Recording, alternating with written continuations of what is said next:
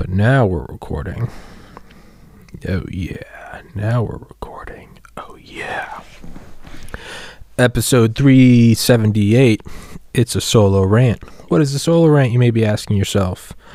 For everyone that hasn't listened to one before, it's where I just start talking and I see where it goes.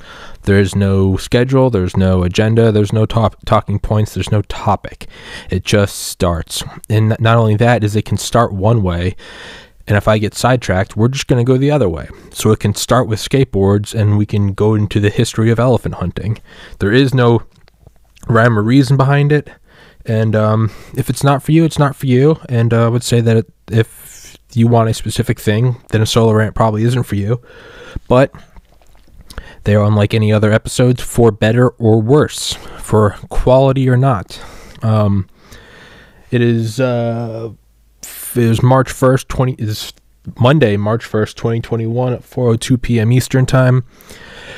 As of Saturday, the 27th of February, I've been suspended for a week on YouTube for discussing perpetuating misinformation about claims that widespread election fraud altered the outcome of the 2020 election, which you cannot talk about on YouTube. I was unaware. Hey man, as much as I hate it, it's a private company. They can do whatever they want. I think it's gross. It's a private company. Just like no one can tell me which guests I should have on, and if they did, I'd have a canary.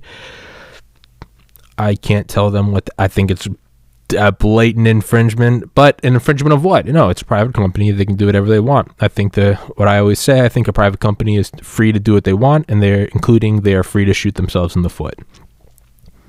So that's infuriating. They've taken down 3 episodes. Episode 289 or 288, 291, and 370. Episode 370 was with Miss Claire Lopez, a 20-year veteran of the CIA, and that's what I claimed in my appeal to YouTube. I said, "Hey, this is just her talking from her experience with her contacts and network." They said that that's not a valid appeal, and that by perpetuating misinformation, it is a scam. Hey, it's a private company. They can do whatever they'd like. I don't agree with it.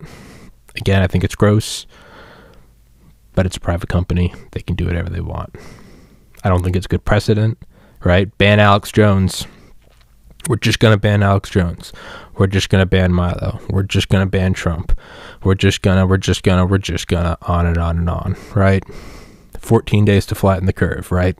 Don't kill my grandma. Go inside. Okay. We're just going to ban, and you may be thinking, how is this any different? You can't discuss the 2020 election fraud, the alleged fraud. You can't discuss that. Tommy, how is that? Why are you making such a big deal? How is that any different than banning? Because now we're not banning accounts, now we're banning topics. That's a lot different. And it's a new paradigm of censorship. First, we have to ban Alex Jones. Now that the people have accepted that someone can be deplatformed unilaterally across multiple corporations on the same day, then they've established that. They took out the most wild guy, Alex Jones, and now they could just take out the next wild guy, Milo Yiannopoulos, the next wild guy, Donald Trump, on and on and on. Now we start with, you can't discuss 2020, and fuck it, let's be devil's advocate. Let's play it from YouTube's side. Let's not be reactionary fake outrage. Let's say election fraud. Let's say it didn't happen. Let's say it was misinformation. Let's say there's no false flags. Let's just take it. Let's just do a devil's advocate argument. There was no fraud. It's misinformation being perpetuated. It led to the January 6th insurrection, and it led to the death of several people. Let's just take it. I'm sure if any of my conservative friends listening to this, they're probably rolling their. Let's just take that at face value for this thought experiment. If that misinformation was propagated on your platform, your company, the service you provide, and people died, you have to take steps to undo it. I don't agree with it. I think it's a very dangerous, slippery slope. It's because once you can do that, what's the next thing you can ban? Maybe discussing things about COVID. What's the next thing you can ban? Maybe conspiracies about 9/11, Gulf of Tonkin, 1933 business plot, the assassination of John F. Kennedy, the USS Maine. I mean, the war in Iraq, WMDs, Dick Cheney. And there's precedent for that because we saw it go from Alex Jones to tons and innumerable accounts now banned. Tommy, I can hear you say. But they never said that, well, of course they might start banning other topics because they never said that 2020 was the only, 2020 election fraud was the only topic they'd ban. Correct, you are. They also never said we're only going to ban Alex Jones. They just started. It's like a cat touching some water, right? Like a kid seeing how far they can go. I need to turn the fan on. It's toasty in here. Why is it so toasty? You might be asking yourself. Yet another good question. It's toasty because despite being 60 degrees in here and chilly, I'm wearing this hoodie and it's warm. Well, that's a fashionable hoodie, Tommy. Where'd you get that? Another great question. You're on a fucking roll. This is from my apparel store. Everyone always says, best merch in the game. I got the best merch in the game. Those people are all frauds and closeted Nazis and potentially pedophiles. Every other channel that has merch, they're reptilians. I design my own merch. This is 100% an original design. This is King Tut. You can't really see. It's an 8K resolution image. King Tut made to look like coals of a fire, and it's glowing. And if you zoom in, you can see, where is it? Yeah, even smaller Tuts. Those look like scratches. Those are smaller King Tuts. They're everywhere. One of many options. They're cozy as hell. This one's been, I think they've each been washed, 20 times now. So I've run these through the wash. I wear them to the gym, work out in them, sweat, go to the sauna. I wear them in the coal. I don't know why that would be a thing. Wrinkle them, crumble them up. They're holding their color. I mean, for something as detailed as this, it's holding its color. Tommy, what does that have to do with anything? Man, you're on a roll with your great questions. Thank you today. This is going to be the physical documentation of my descent into schizophrenia. Purchase merch, hoodies, and as we go into the summer, I'll put it on tank tops and shit or whatever the fuck normal people wear. Provide a revenue source to this podcast. Thus, we are not dependent on, I say we, I mean me, monetization from YouTube. And who knows, maybe down the road, Rumble and BitChute. I mean, Google started, don't be evil. Who's to say that, in 20 years, Rumble isn't the name synonymous with censorship? It probably will be. That's just the nature of how shit goes. Right? CIA, I think, was started with good intentions. So yeah, go buy some merch. Dude, it all goes to this podcast, and it goes to helping it remain independent from anyone else. No debts to anybody. No loan sharks coming after you. Don't be dependent. I don't know when Spotify's going to yank it. Maybe they won't. I don't know. Who knows? So, can't talk about election fraud on YouTube. Again, I don't agree with it. I think it's disgusting. I think it's a very dangerous precedent. I think big tech is a bit of a public service now because we are in a pandemic and they are the town square that is now outlawed. In that we can't go out en masse and talk and hang out. But I'm not a legal scholar. That's not a road I'm going to go down. Foreshadowing, maybe I'll have on a legal scholar tomorrow. Potentially. It's exactly what I'm doing. I'm having on a legal scholar tomorrow. Or a lawyer to talk about censorship. So that's going to be exciting. But you won't be able to watch that on YouTube because the ban is still in effect until Saturday, until March 6th. Actually, it'll be till Sunday, March 7th, I believe. Will be the first upload on YouTube post suspension. Is what it is. Again, not happy about it. And but whatever. If you want the unedited goods, just go to Rumble and BitChute and you can watch them there. But let's stop throwing a pity party and talking about what we mean. It's not interesting. It's in that whole, how long was that? That whole 9 minute and 54 second segment could have been 10 seconds, and I apologize for that. Not really. Fuck you. Let's go on a solo rant. Where are we going to go with this one? We don't know. A solo rant, start talking, and we kind of see where things coalesce. I guess we'll just start talking about what's on my mind. I'll listen to a book, 1983 by, not 1984, 1983 by Taylor Downing, and emailed him. Hopefully I can get in touch with him, have him on the podcast. Currently reading Idaho Falls, about a nuclear disaster, which I hadn't heard about. Pretty scary so far. I've been listening to Lex Friedman more, and it's kind of fun. One of my favorite things to do is to go into a topic that I truly don't understand at all, and not like calculus, where it's like I'm bad at math, but like I know, like division, multiplication, right? Addition and subtraction still escapes me, but whereas I just don't understand it enough. I gotta sneeze. Nope. One thing I've always kind of enjoyed doing is going into a topic that I don't understand at all.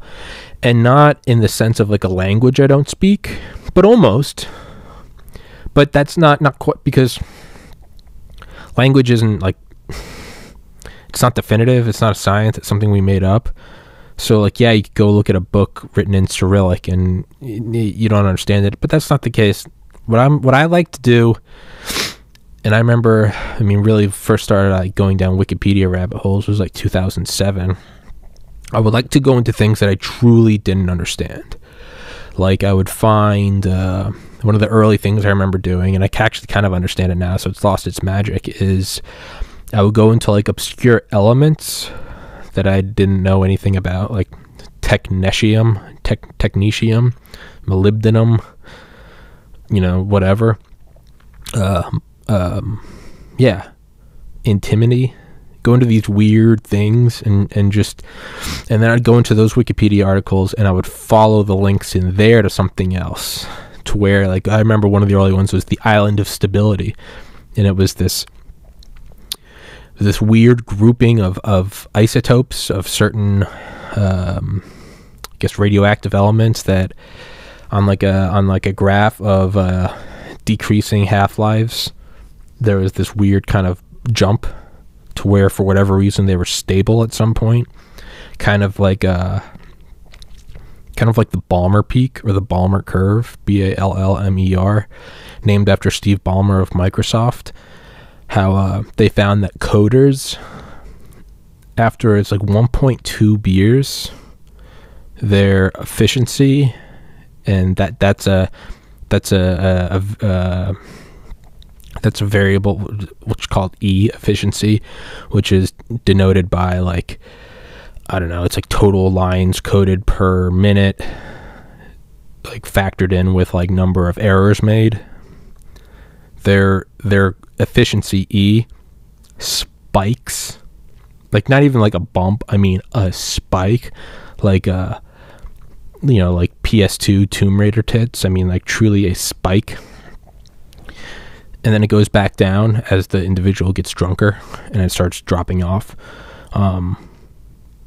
There's something like that in like the island of stability, where it's like radioactive elements kind of it's an island of stability. And I remember, and that's not very interesting, but it was interesting when I didn't know anything about it.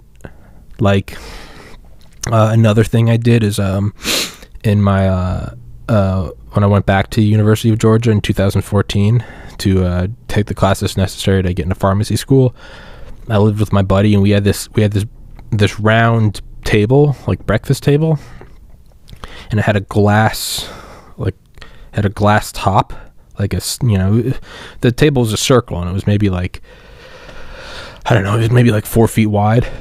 The diameter was like 4 feet or something. And it was just glass. And instead of having a glass table over the wood, what we did was we took this big map, this huge map, and when we put it under it, the map was huge. The map was like, I don't know, it was like 8 feet wide and like 5 feet tall. So it was like far too big to fit in. That's what she said, to fit under. So what we do is we took it and just kind of folded it under. It was really crudely folded. We just kind of make a circle and then smush it down with the glass. and then every once in a while we would change it. I think we could like pull on it, and you could kind of like scroll through the map. Whatever it was, is we just took this map and we put it under our breakfast table, and we would kind of sit there in the morning, and it's kind of like what Commander Chris Hadfield said about being on the International Space Station, is you very quickly realize that there's no up and down, there's no north and south, there's no borders. So whereas you know, at least I look at you look at a globe, and to me it's like the center of the globe is like the east coast of America. That's just, you look at it and there's the east coast, and you got Mexico down there, and Canada and snowmen up there, and you got Oi over there, and you've got like African tribes over there, and then you've got China and Soviets over there, right? North Pole, South Pole, whatever. And it's just kind of up, down, left, right. But what he said is like, you have to realize that, okay, one, like obviously erase all the borders, but two, he's like, you're not always looking at it like the early the early detection, the early warning radar line, the DEW line, DEW, during the Cold War, was this line of radars across like northern Canada, like way north, to where it's like not even really Canada. It's just kind of like that weird, you know, it's not quite the Arctic, but it's like pretty much like a lost world. It's, I mean, it sounds like the old school, or the Wedding Crashers quote, I never know what she's doing back there. I never know what the fuck my mom, I just hear like shit slamming sometimes. It's the middle of the day, and it sounds like you're just throwing anvils, just, and it's like, what the fuck are you doing? You go down there and she's just like knitting. I never know what she's doing. Idiot. Jazz, that's pretty fucked up. But yeah, there's this early warning line across like northern Canada, like just the lost world. I'm trying to remember some of the names. Ellesmere Island, I think, is one. But yeah, it's like, but when, so what the point is during the event of a nuclear war between the United States and the Soviet Union, like, what the fuck is that noise? My mom's like 5 inches shorter than me. I'm twice her weight. And it just sounds, it sounds like a buffalo is running. This happens every day. But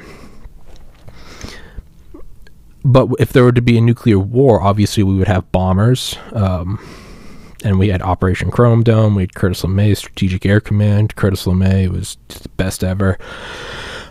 We had nuclear submarines. Nuclear submarines are very, that's a whole new dimension of warfare, because a lot of them, they would not be used in a first strike or even a second strike. They would be used, like the Typhoon class Russian submarines. They were specifically strategized to, they would wait until 30 days after the first strike, which, I mean, if you have your general, Jesus Christ, if you have your general nuclear war, and then you have like a secondary strike, you have your decapitation strike, retaliatory strike.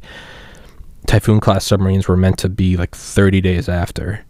They were just waiting until way after, and then you pop up and you just nuke America. So you have submarines, which are, you know, that's a very interesting sort of, it really is a trump card, if you will.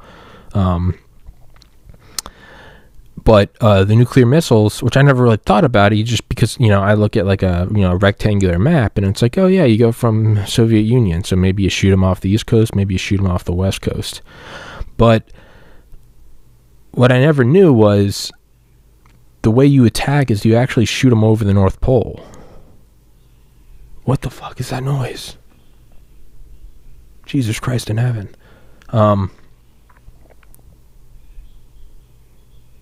So whatever, I'm just going to talk through it. So what there would be is you'd shoot these nukes over the North Pole. God, that is so distracting. You'd shoot nukes over the North Pole, and you'd shoot nukes over the North. I'm sorry, guys. And can you down a little bit? Sorry, guys. I'm sorry. So you'd shoot nukes over the North Pole, and it's kind of a way that you never, like, I would never look at it that way, but it's kind of, it's like, because the most direct path is obviously a straight line.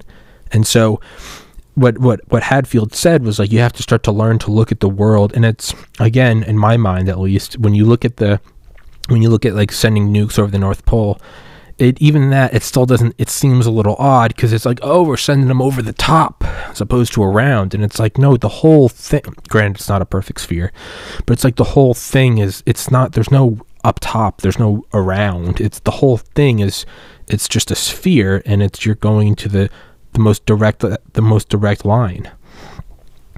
And so it's not that you're going over the top, it's a sphere. Just rotate it to where North Pole is. When you look at America, you look at the Atlantic Ocean, and it's like, we're going right.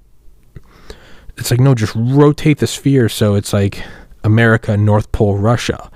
You're going right. It's the whole, but the point of that whole fucking explanation was, what Hadfield said is like, you have to look at it completely.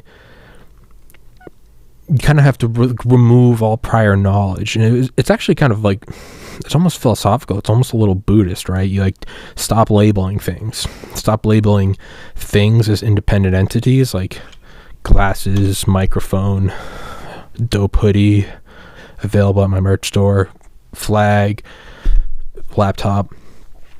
Instead, just look at them as what they are. They're groupings of matter. Just look at it as what it is. Or don't look at an event as, this is good, this is bad, this is a good day, this is a bad day, this is going to be a good week, this is going to be a bad week, that was bad, that is good. Just start looking at things as what they are. And again, it's kind of like the Alan Watts like parable. It's like, there was once a Chinese farmer. There was once a Chinese farmer, and all of his crops burned, and his neighbors came around and said, oh my God, what a tragedy. And he said, maybe. And then the next day, while looking for new crops, his son went out riding on a horse, and then 10 wild horses followed him home.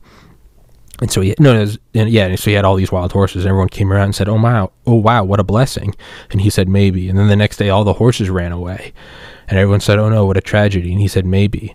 And then the next day, one of the horses came back, and they said, oh, what a blessing. He said, maybe. And then his son got on the horse, fell off, and broke his arm. And everyone came around and said, what a tragedy. And he said, maybe.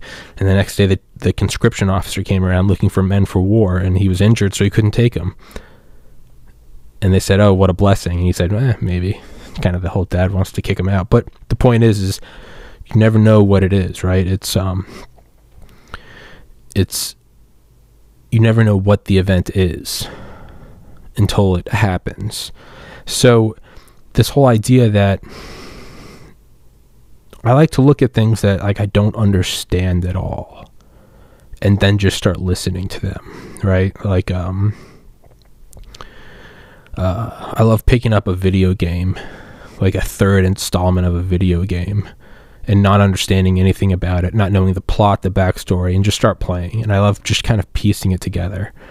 David Fravor, Commander Fravor, the pilot that chased the Tic Tac, he talked about how on like the USS Nimitz, or I would imagine any aircraft carrier, they choose like a couple movies and they play those around the clock for like a week, and then the next week they have a new selection of movies.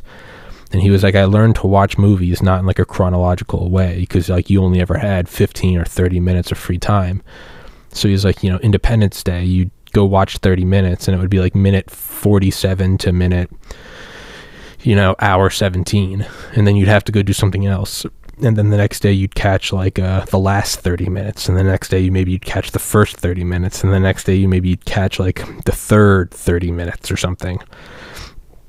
And when he came home, his wife was like, how do you watch things like this? And he's like, oh, I just kind of learned to piece things together, like as they went.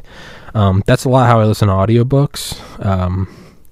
If it's I'll put it on the audiobook and I'll start, and this is kind of a solo rant. You can see we're just going for a walk. We don't know where we're going with this. But that's what I'll do with an audiobook, is I'll just throw it on in the background. I never set out to go, I'm going to listen to this book, I'm going to get information from this book, and I'm going to discuss this information on the podcast, unless, of course, I'm having on a guest, and that's their book, and I need to do that. But what I like to do is I like to just throw on books in the background, and it's kind of like, I don't know why I'm trying to relate to it, but it's almost like, it's like when Dr. Dre first heard Eminem, he said, hold the fuck up, pause that, rewind that, play that back. Who the fuck and what the fuck is that? Find him, sign him. But you have to imagine that he's probably listening to thousands of just cassettes every day, and they're just coming in, just meh, meh, meh, meh. And the way he described it, and I don't know if this is accurate, but fuck it, let's just take this as fact. It's not that you sit down and listen intently to every single song. You just kind of throw them on and then go about your day. And you may be thinking, well, you're not paying attention to it. Exactly.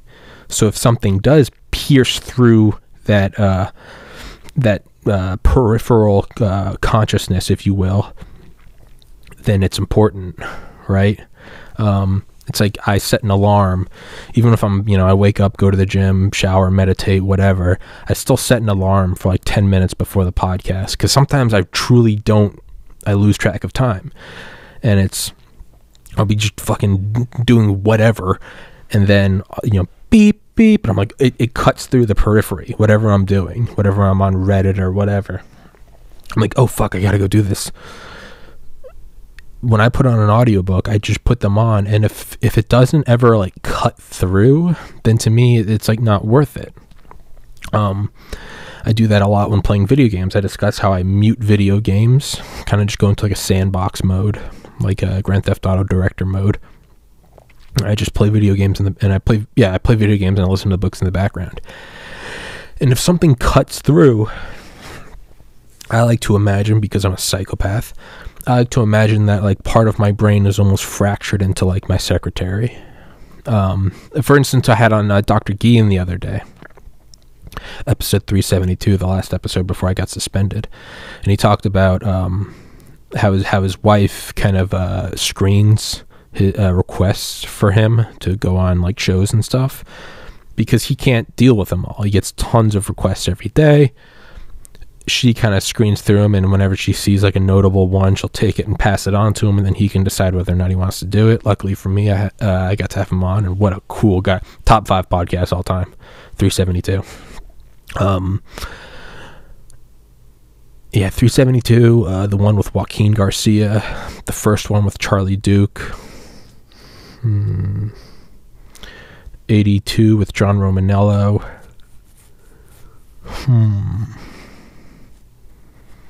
I think there's another one in there somewhere.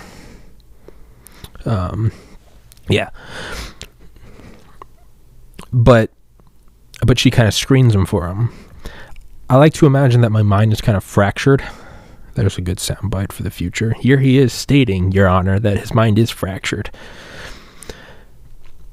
But like my mind is fractured, and I listen to audiobooks, and when something notable comes into my general like sphere of consciousness, my secretary, much like Dr. Guillen's wife, screens it and goes, oh, that's actually kind of interesting. I'll pass this along to Tommy, and it gets passed along to me.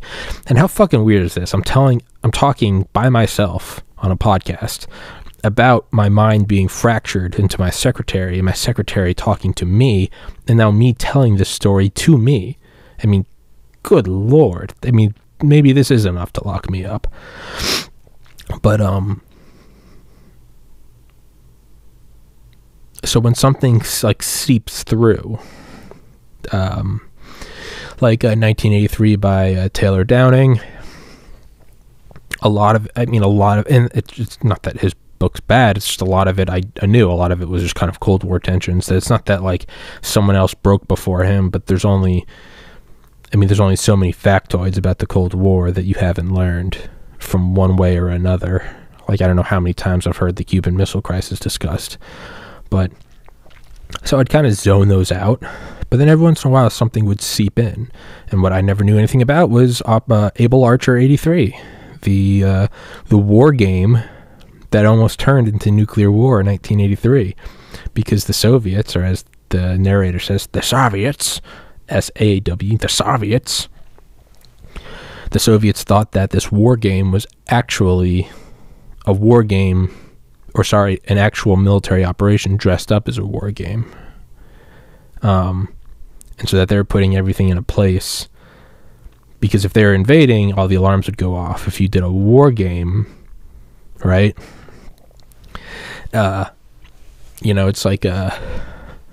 It's like how nations nations probe each other's airspace and their Air Force response times. So whenever you hear about like Russian bomber off the coast of Alaska, like we're doing it off the coast of the, how do you say, the Kamchatka Peninsula. We're doing it to every nation, and every nation's doing it to every other nation. You probe, right? You know you're not allowed to go in their airspace. Let's see what the response time is. So you send over something, and they come up, and they, if it's a random Monday in March, and they come up, and and you're met with fighter jets within like 90 seconds or whatever it is, probably like 30 minutes. It's like, okay, they're watching, right? They're watching, waiting, as opposed to like, and the idea of that is like, well, yeah, in an all-out war, everyone's expecting it, but you want to see how are they acting on some idle Tuesday, right? So, there's beefed up security for the inauguration at the White House, but if you're planning a military, and again, hey, wave to the NSA boys, but if you're planning like a military strike, you would maybe probe it in June, a year after an election, when it's kind of an idle time, right? So probing, airspace, yeah. So it's kind of like probing, right? Oh yeah. So Able Archer, yeah. So interesting stuff feeding through into like my consciousness, and that's how I'll listen to audiobooks and stuff. Just let it seep in, and if it's interesting, what I'll do is I'll play it back again, and sometimes that was really interesting, so I'll just play the book. I'll finish the audiobook, and Audible hopes you've enjoyed this production. And then you start it again. This is Audible. And then you listen to it again and again, and kind of like Commander Fravor with Movies on the Nimitz, you piece it together when you can. You get the picture of what you want. And then what's interesting is you find something within there that you enjoy. And it's it's almost like when you hear a song by an artist and you're like, that was really good. Can I find some more of that artist, right? It's like how I discovered Post Malone, like hearing Rockstar. I was like, what the fuck is this? I'll go in and I'll find a unique thing in that I like. The Shadow Factory, was it that? I think it was Shadow Factory. No. It was a Permanent Record by Ed Snowden, and him talking about the SCS, the NSA SCS, the National Security Agency's Secret Collection Service, Special Collection Service, the SCS. And it's this not hyper secretive because I know about it. It's this clandestine unit within the NSA. And it's a very interesting notion because it implies that the NSA is not all just like analytics, that they actually have boots on the ground. I would imagine that you're probably pulled from Delta or DevGru or the FBI. Probably pulled from stuff like Dale and Ted-Eye did, right? The CIA Special Activities Division, which is just the most badass fucking thing on the planet. If you've ever played Black Ops 1 or 2, when you start at a level and I know you're Mason, the numbers, but on the left-hand side where all the information comes out and then it starts getting redacted, it will always say CIA Special Activities Division, and that's what they were in. But, the Special Collection Service, that's something that I learned about in Snowden's book, Permanent Record, which is a very good book, actually. I liked it. I don't know why I said actually. It's an interesting book. It starts out a little virtue signally, which, I feel like you got to do if you're chased out of your country by the most powerful intelligence apparatus in history. But yeah, there's a part in there, and I can't find any books on it, on the Special Collection Service. But it's basically these guys that go insert listening devices or intercepting device or whatever in very hard to reach places. That's what she said. But it'd be like, I don't know, it'd be like you'd want to maybe go put like a listening device on an apartment block down the road from the Kremlin or something, right? It's like the NSA's headquarters at Fort Meade. On the outside, it just looks like a normal glass building, but it's actually like a glass facade. It's like the Hearst, I think it's the Hearst Tower in New York, Hearst, where you kind of got that old brick building, and then it's got that weird geodesic glass outside on it. but the glass is clear so you can see the building inside. It'd be like if you put some fancy glass facade over like, I don't know, over like the Empire State Building, right? So you got this old stone building, but imagine if you had a shiny facade on it, right?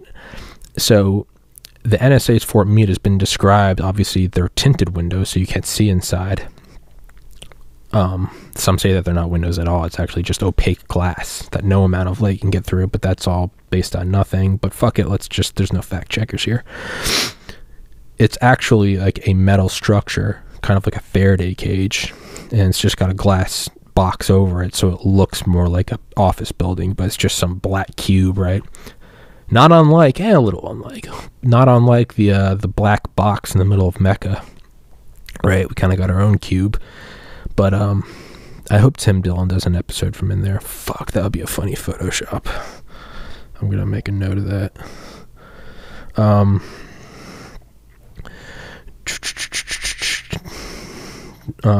Sorry about that. But and then in the hallways itself, inside of Fort Meade, they're all curved. They're like and not like the hallway is kind of one long, or at least how I've heard it described. I don't fucking know. But not like one long curve, like maybe like a somewhat flattened rainbow, but it's more like, I don't know, more like a squiggly curve, maybe like a slide. And that somehow helps with no electromagnetic radiation emitting from it. And then, I mean, you have to imagine that we probably have red cell teams for the NSA. A red cell team is when you create an artificial, you select a team of your best operators or penetrators, that's what she said, to try to break into your own systems, right? So it'd be like, it would be like, I don't know. What's a good example? I'm running out. What am I? It'd be like if this podcast had a whole group of people working on it, and we had our own. It'd be like if my dad paid me to try to break into the house, right? I would search the system. I'd be like, okay, I know he has locks there, and I know we have like an alarm system here. I would try to find a way to break in. Obviously, you don't want to publicly state that because you don't want the enemy to know how you can break in, but you want someone that's familiar with the system to try to still find a break in, because then you try to plug that hole, and then that's what she said, and then you try to find another. You'd maybe get like another group of people, and they'd be another red cell team, and there's like waves of it. You can try to like, not Lou Elizondo, that's the UFO guy, Lou Merletti, who Annie Jacobson talks about in her book Surprise, Kill, Vanish, is this guy in charge of the Secret Service, and what they did was they had Delta try to get onto the White House lawn, because they have all these like long-range radars and detections all around the White House perimeter and within like DC and everything, right? And which is kind of what's unrealistic about, is it White House down or Olympus down or whatever, where it's that C-130 all of a sudden makes a beeline for the White House, and it's like, no, you can't even get anywhere close. But they thought they had this whole thing like sealed up, and they're like, now let's see if can someone penetrate it. That's what she said. And so they had a team of like the best Delta operators, and they were like, try to get on the White House lawn, and they did. They said all of a sudden they just noticed some, like one of the Secret Service guards like freaked out, because all of a sudden they're just like thermal picked up like 40 bodies on the front lawn at like 2 a.m. And they were like, how the fuck did you get there? And they parachuted in. How did they do that? Did they hijack, did they get in a FedEx plane? Did they go out it's all classified how they got on there, but they plugged up that weak spot. But that's what a red cell team is where you try to break into your own system, and then you fill that gap. I've really got to pee. 39. Wow, that really does take a minute and a half to pee.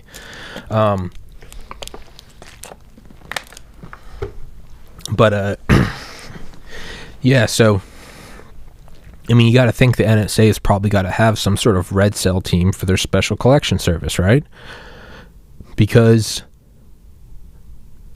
yeah, why wouldn't you? Because we know within Fort Meade, it wasn't on Clapper. It was fucking, what was his name? Michael Hayden. He gave an interview for the book. I think it was Shadow Factory, the post 9/11 ultra secret NSA by James Bamford, Bamford, which is a fantastic book. He's written several others. I think he wrote Puzzle Palace.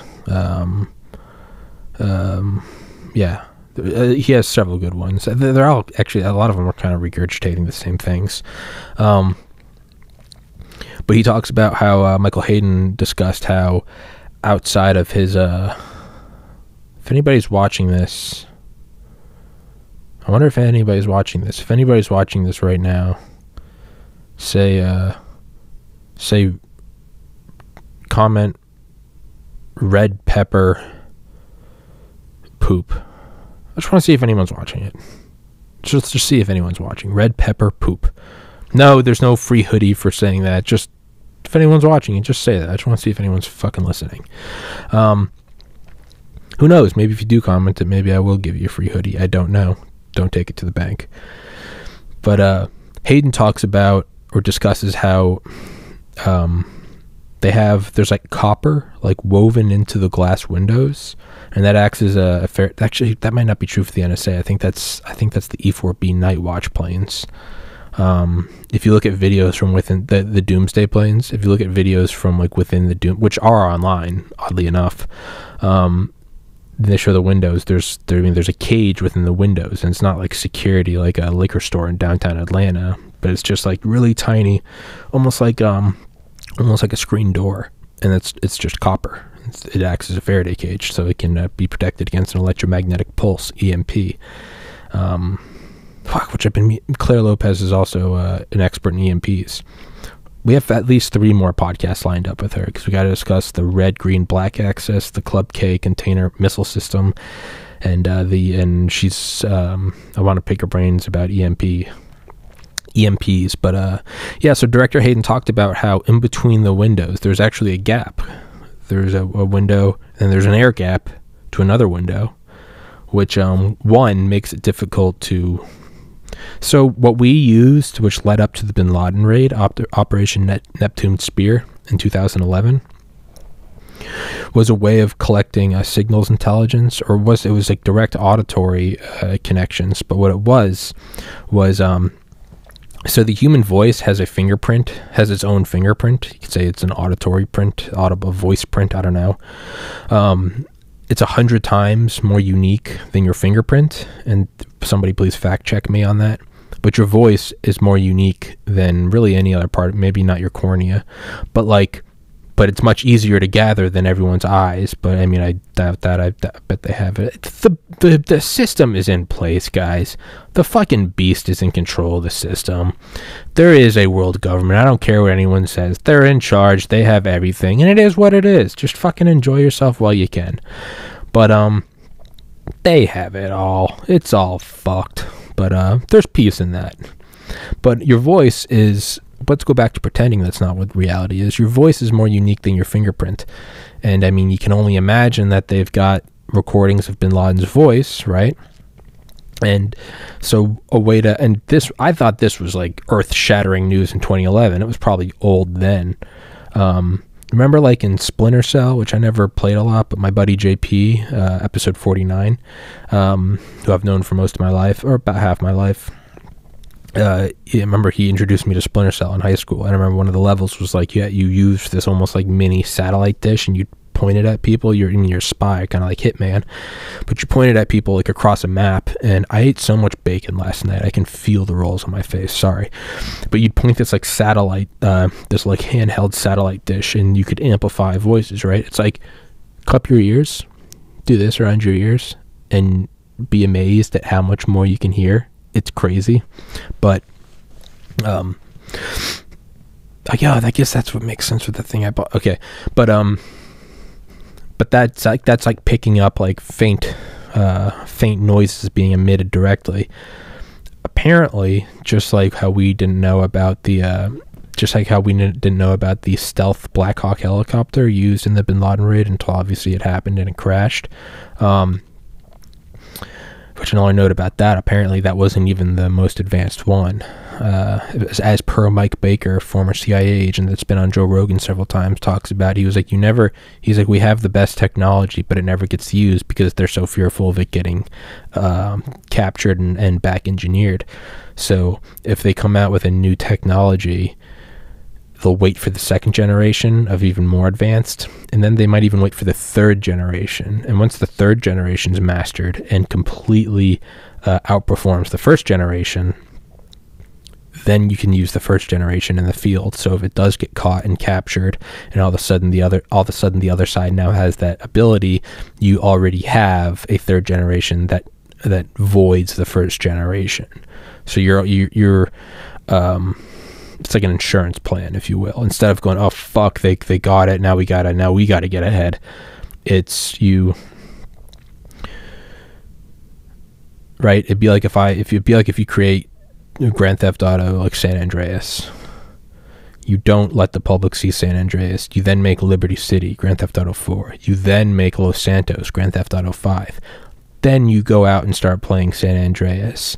You still try to keep it secret, but if it does get captured and then released to the public, you don't have to all of a sudden go, fuck, now we got to do a crash program to come out with a GTA 4 instead of a GTA 3.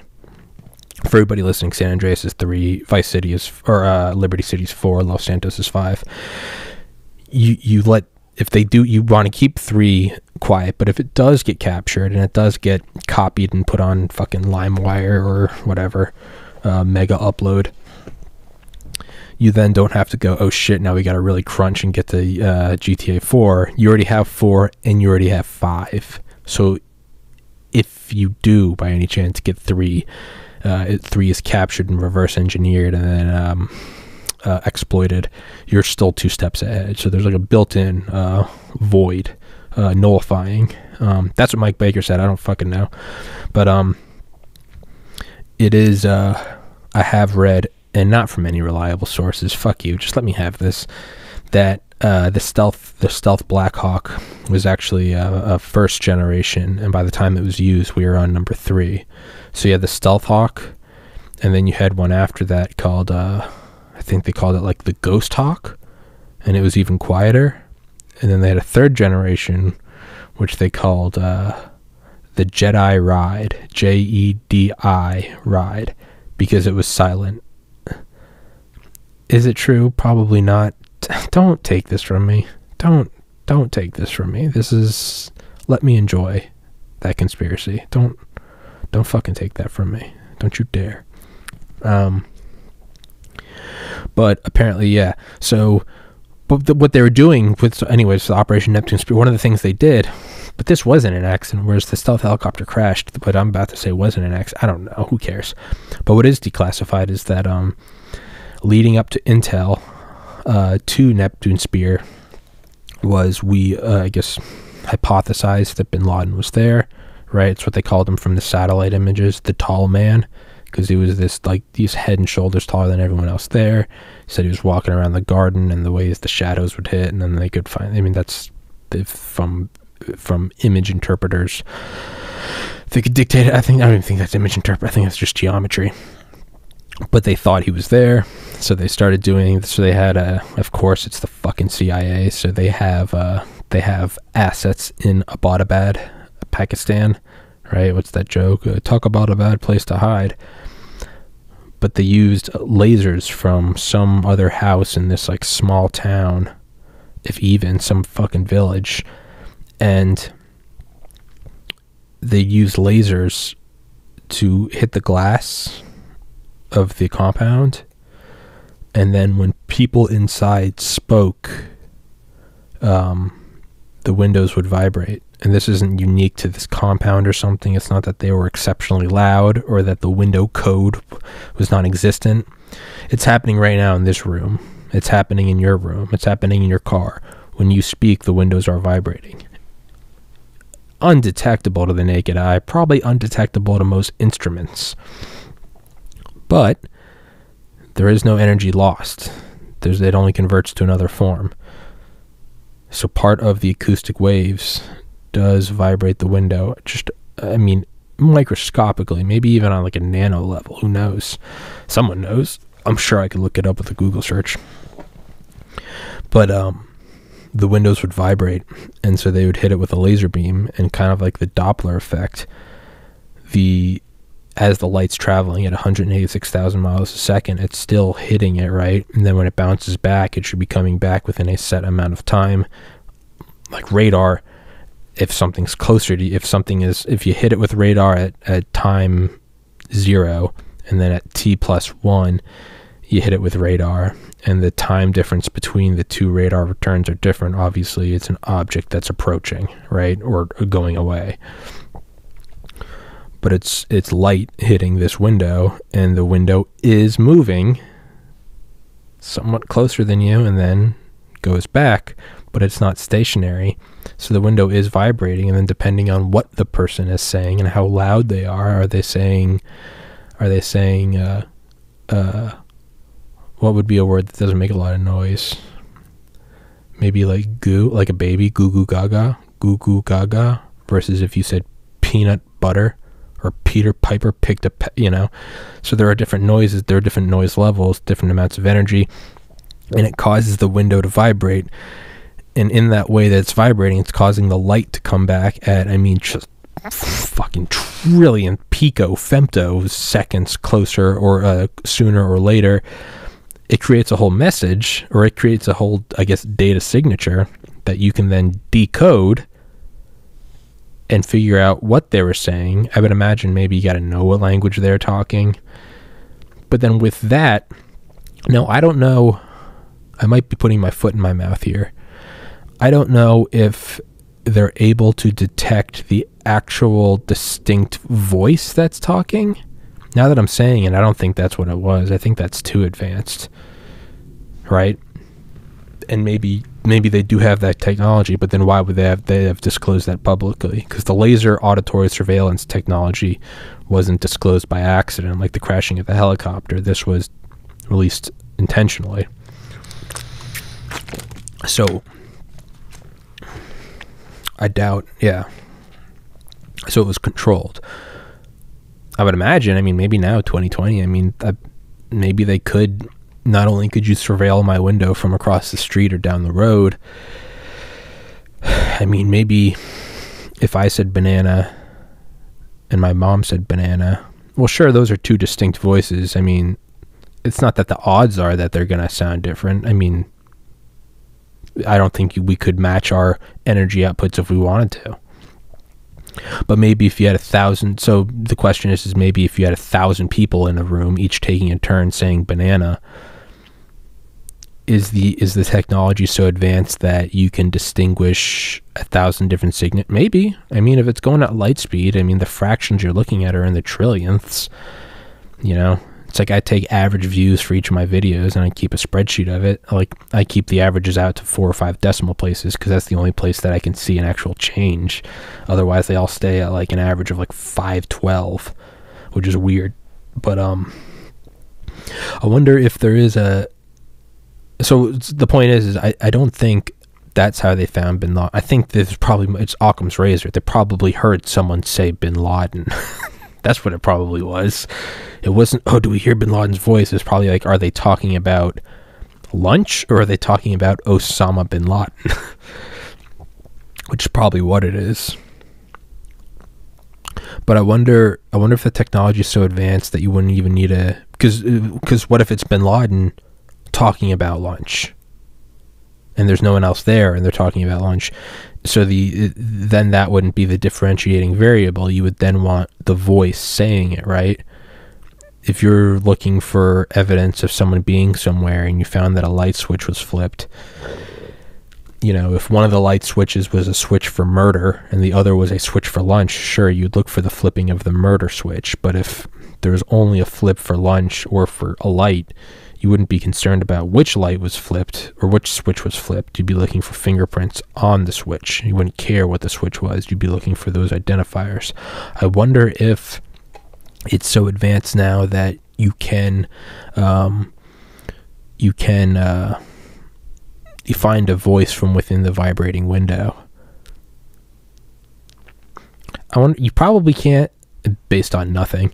You probably can't, I would imagine in my simpleton mind, that it's probably not accurate enough that it says that's for sure bin Laden, so much as like maybe you have his voice, and I don't know, maybe you've collected voice samples of everyone else in the compound. I don't know.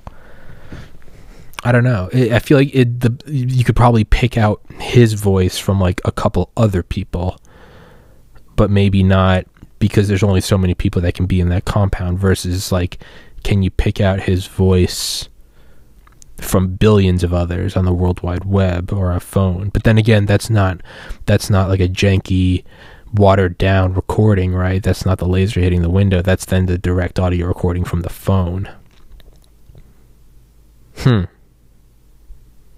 Yeah. Anyway, back to Fort Meade. Michael Hayden talked about how in between windows, not only would you have a gap so that, let's say he's talking on the inside, and for instance, let's say you're not trying to, that's a weird example, right? Because you're trying to find a specific guy, bin Laden. What if you're not worried about who's in there? What if you just want to hear what they're saying? I keep bumping into this and pulling back. It reminds me of my dog Oscar. He was just fucking blind, or he could barely see anything. Every once in a while you'd go to like pet his nose and he wouldn't know it was there until you like touched it. So he'd be like, oh, the fuck is that? God, I miss that dog. He was so blind that like he'd be walking towards you with his stupid paws, and he wouldn't see you until you were like 6 inches from him. So he'd be walking, and then he'd stop like you just popped out of nowhere. He was just, who are you? It's God, I miss that dog so much. I love you, buddy. But but what if you're just trying to find out what they're saying inside, right? So you wouldn't be concerned who the director is. Maybe you would be. But let's just say for this instance you're not. You don't care if the director is Michael Hayden or if it's Gumby. You're more concerned with what discussion is going on in the director's office of the NSA. And again, I'm sure the actual location of the office within the building is top, but whatever. Let's just say you managed to pinpoint it. You just want to know what they're saying. I mean, like all insulation, right? You put an air gap in between. That helps a great, like a hydro flask thermoses. I mean, that's what allows it to stay so cold or so hot. A thermos is that the insulation is a vacuum seal, right? We know that copper is the greatest conductor of heat for all metals. Water is okay because it's got a high specific heat. Shout out my little brother. There's, you go into your attic, you have the insulation, the pink fluffy shit. That's not what she said. If she said that, she needs to go to a doctor. But vacuum seal is your best. But what they would do for the windows of the NSA, I don't even know if it's just the director's office. It's probably the whole building. Whatever. The point is there's a gap between, there's two sets of windows, and there's a gap between them. So whatever vibration's going on with the first window is so greatly dissipated, right? Because let's say you didn't have a window and you just had like a microphone which picks up the vibrations, right? It's getting the vibrations directly from me. The amount that it's watered down from just going behind a window and only being able to read from the vibrations of the window is so immense that by the time you then step out, then put a second window, the watering down of the watering down is just... Right, it's like when you use an antiseptic that kills 99.99% of germs. Well, that means 1 in 10,000 are going to survive, unless, of course, you then hit the surface with another antiseptic that kills 99.99%. What are the chances that that 1 in 10,000 is going to also be resistant to the next 1 in 10,000? Well, we can dictate the chances, and that would be 1 in 100 million, right? 10,000 times 10,000, 10,000 times 1,000 is 10 million times 10 is 1 in 100 million. Hit it with a third, and now all of a sudden you're 1 in a trillion. So it's kind of like that second layer of, you are now having to pick up the vibrations of the window that are picking up the vibrations of the window. How distorted is it? Can you even Can you even pick it up? Does that whole light thing even work? Because is the light now refracting off the second window, but I'm sure that they can all be decoded with a computer. But the real kicker is so instead of just adding the second antiseptic, I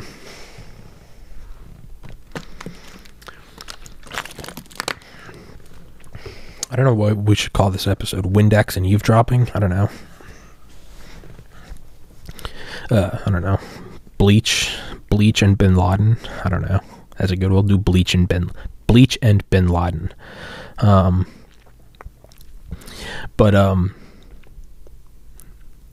So whereas if you use that primary layer of disinfectant, you get 1 in 10,000 chance that some of the germs are going to survive.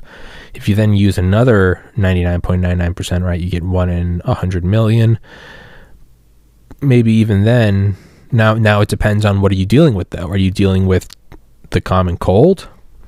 Well, you only really need that first 1 in 10,000, right? Because if some of it survives, someone just gets a cold. Are you dealing with COVID? Are you dealing with COVID in an ICU unit with geriatrics, right? With old people? Maybe you do want that secondary layer of disinfectant. 1 in 10,000, 1 in 10,000, so you get 1 in 100 million, right? What if you're dealing with Ebola or smallpox, and you're in the basement of the CDC?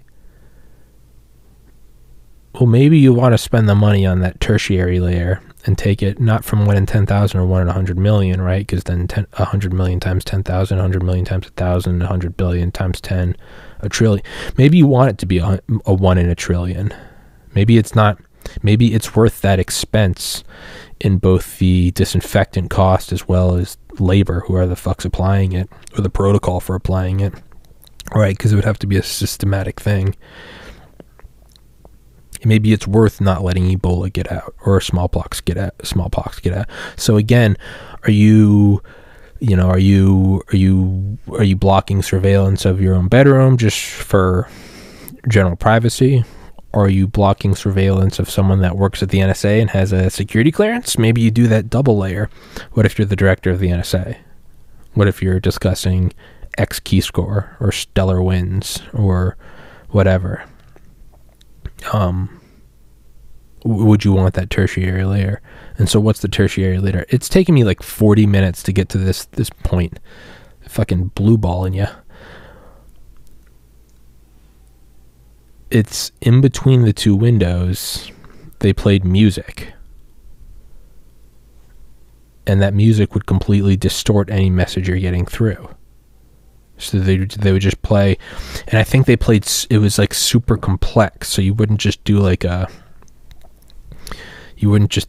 Baby No Money. You wouldn't just be like ba ba ba da ba ba ba ba da da da da da da da da. When I popped off, then your girl gave me just a little. I think they would play like Mozart or Bach or Beethoven. Just tons of different moving pieces. I mean, that playlist has got to be classified though, right? Because if someone could find out what the song was, you could probably code it into the machine deciphering to negate that, right? To kind of cancel that out, remove that as like a fixed cost, if you will. So you'd have to make you'd have to make that the playlist class. That would be the most classified playlist in the world, right? Because I'm sure that's, if we're doing it for the directors, it's probably the same in the Oval Office. You're probably playing music between the window panes. Or maybe you're not even playing one song, because you could then use that, right? Because then you could then use because now when the person's not talking, so what if you just played one song on repeat? The person's not talking at all moments of the day. Even if they are, there are spaces in between. Like now when I'm talking, right, there are natural pauses. And if you're shooting at the speed of light, I mean, a 1 second pause is a lifetime. So yeah, you couldn't play the same song because I should be hired for a red cell team, right? Because at night they're probably just running it all around the clock, right, as a security precaution. But when someone's not in there, well, then you'll just be able to use the laser. What is she doing? I have no idea. It sounds like she's disassembling a Shelby Cobra. But if you just played a song and no one was there, you'd eventually be able to right? Because if this thing is used to pick up very faint conversations, well, shit, you just need to use that laser thing and then plug the data into like an app on your iPhone, like Shazam. It just picks up the song. It would just tell you what song it is. You can then download that and have your computer decode it. Now, again, what is the budget of the person eavesdropping on you? Just like the disinfectant analogy. If someone's going to this lengths of, if someone's going to these lengths to eavesdrop on you, that's a power drill. That's a power drill. That is a power tool. She's literally taking apart a Shelby Cobra in the kitchen.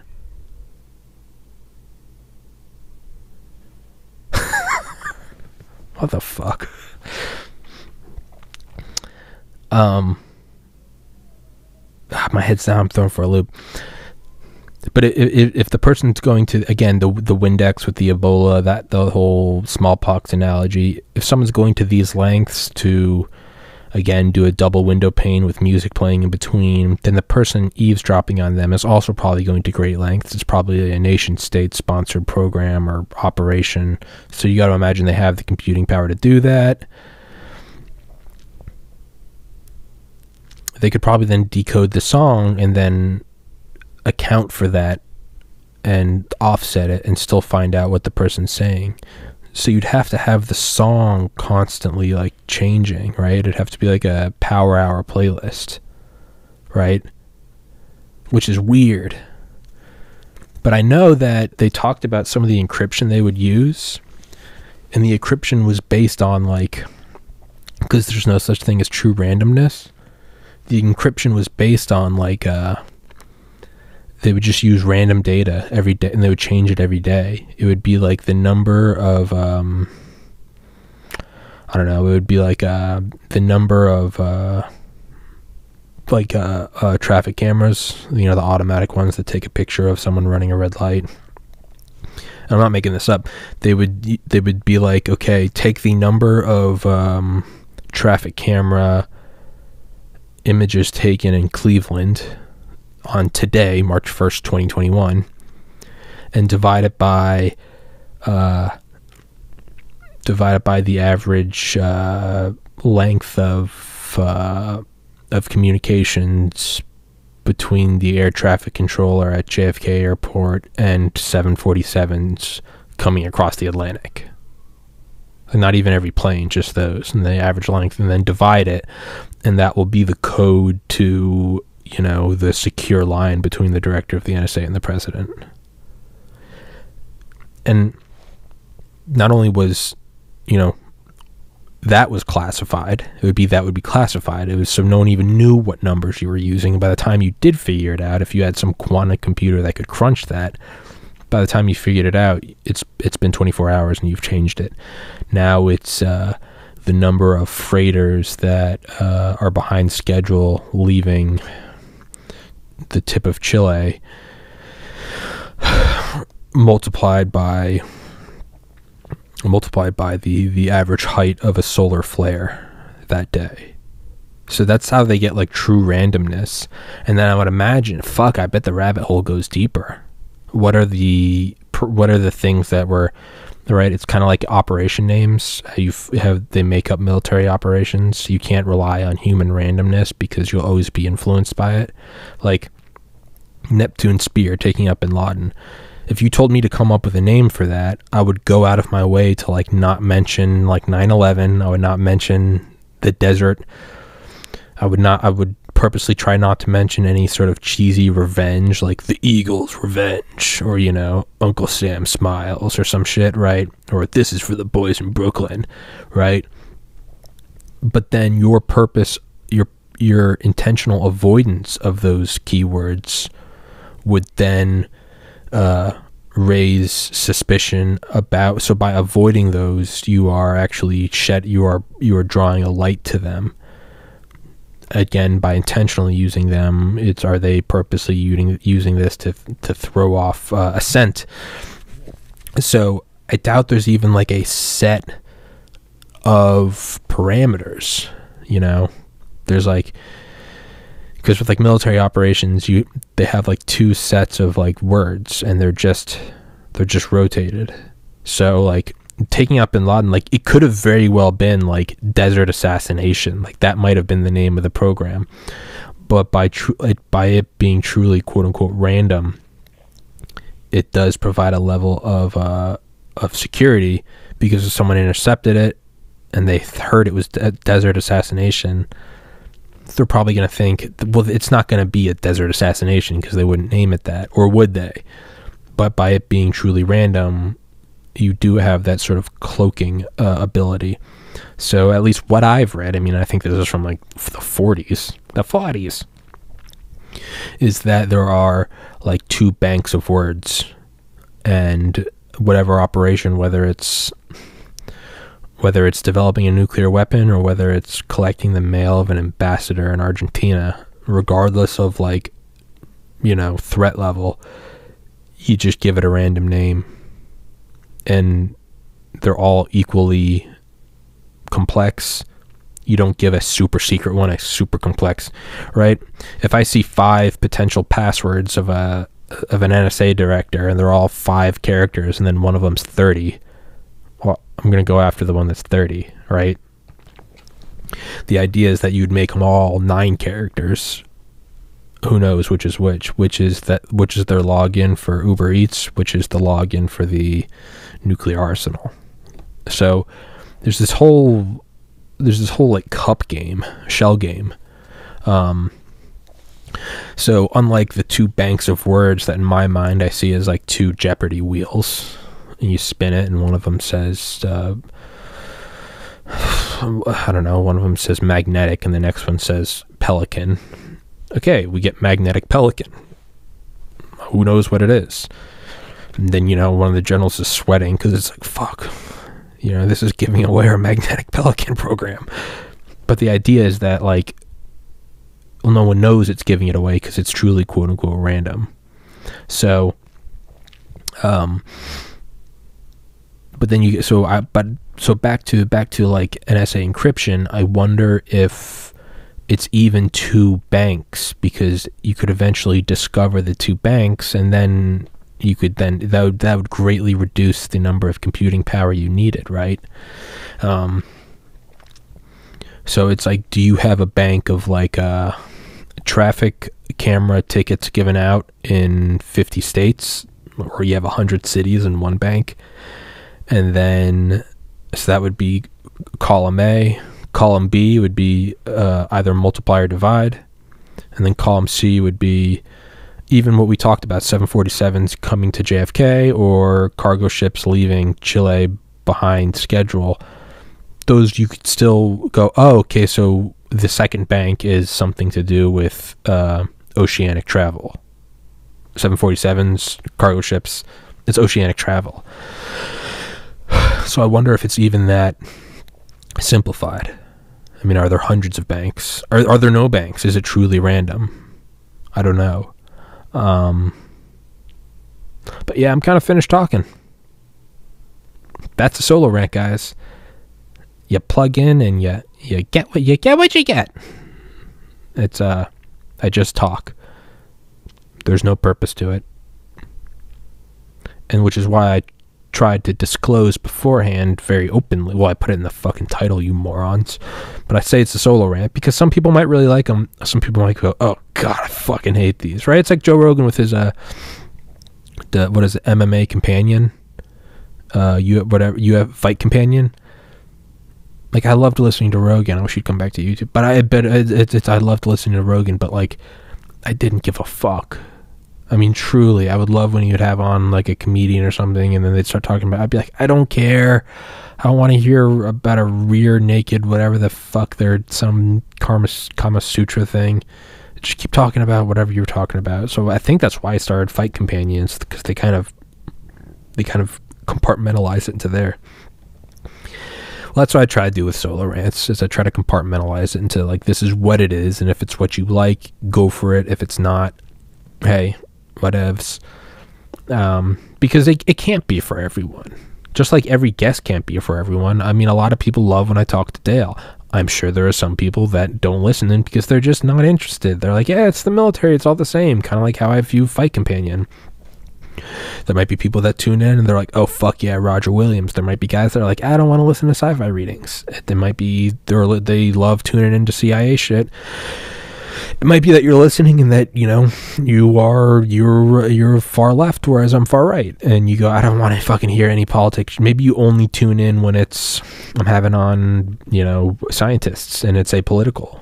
I don't know. But I do try to, at the very least, disclose it's a solo rant. I don't know why I'm acting like that's a new thing that I disclose it. I put it in the title. If you can't figure out it's a solo rant, I mean, grab the bar on YouTube, grab the little dot and drag it. There's no one else here. It's just me. I don't disappear. It's just me. It's a solo rant. But solo rants are just that. I'd say if anything, more than anything, I'd say they're just kind of like exercises. Maybe one day in the future they'll be the best thing. Tim Dillon, he's one of the only people in the world that I'm upset when he has a guest on. You may be saying that's strong language. Are you actually upset? I am. When he has I love Tim Dillon. I adore Timothy J. Dillon, Dillon. But I can't stand when he has a guest, because I just like his solo rants, because they're so brilliant that this past Sunday, he did an episode live somewhere with a bunch of people. All right, well, I guess I'll just wait till next week. I don't want to listen to it. Fuck you. You know, his Patreon archives, with the exception of the great Raymond. Thank you, Raymond. I can listen to Ray Kump all day. Ray Kump's fucking hilarious. But, yeah, so a solo rant's a solo rant. I just start talking. We go for a walk. We see where it goes. And not only that, when it starts going somewhere, I don't mind veering.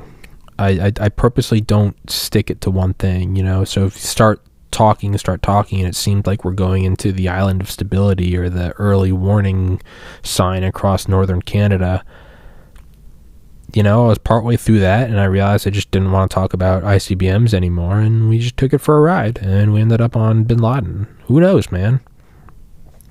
And now we're here. I thought I was going to end it, and apparently I'm still talking.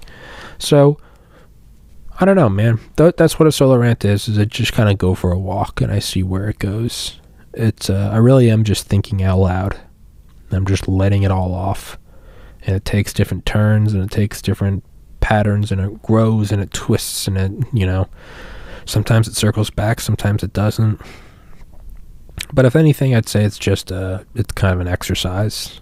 It's an exercise in filling dead air, that's for sure. It is a definite exercise for filling dead air. You gotta just keep talking and talking and talking and talking. But again, I know that they're not all the best, but goddamn if they're not some of the most fun. Some of the most fun. It's fun to banter with someone when you don't have a topic and you're just, you know, talking about a book. It's obviously going to be a little more focused. But even having on a friend, yeah, those go off into the weeds a lot. Those are fun that way. Solo rant, I don't know. I think more than anything, solo rants are kind of challenges. Because, like, I never go into it like, I'm ready to talk. I always go into it, and you just start. And I never record when because one or two times I've been like, I'm going to start recording when I'm ready. And I ended up sitting here for like 30 minutes. So I found it's kind of like getting kicked out, right? It's like being pushed off the diving board. Just Alan Watts, and then you're in the water. There was an Alan Watts Chill Step mix made a couple years ago about how if you put people on the edge of a diving board, They'll learn all about diving. They'll get an encyclopedia volume on diving, the history of diving, different forms of diving. They'll get the right clothes. They'll get a coach for it. And it's like, just push them. Just push them, and then they're in the water. And it's like, that's like what enlightenment's supposed to be. Like, you can't prep for it. You just fall. And then he would say, and then they're in the water. I kind of felt a need to elaborate on that, because otherwise it just sounded like another kind of schizophrenic tick. I'm not schizophrenic, by the way. Yeah, go buy a hoodie, man. Support this fucking podcast. You don't want to be, the burden's on you. If you don't go buy merch right now, you're complicit with a techno-fascist hellscape that wants to censor the world. And you might be thinking, like, that's a little tense. I mean, you just went from A to Z. Yeah, this is war. This is war. You have to buy my merch so that 1984 doesn't become real. And, that may seem like I'm hiding behind this kind of monolithic, unfalsifiable claim. Hey, go fuck yourself, Buy the merch. Be an American. Support this fucking thing. Yeah, let's wrap this one up. Monday, March 1st, 2021. Yeah, Monday, March 1st, 2021, 5:23 p.m. Eastern Time. The censorship will continue until morale improves. Take care, my friends. Stay safe.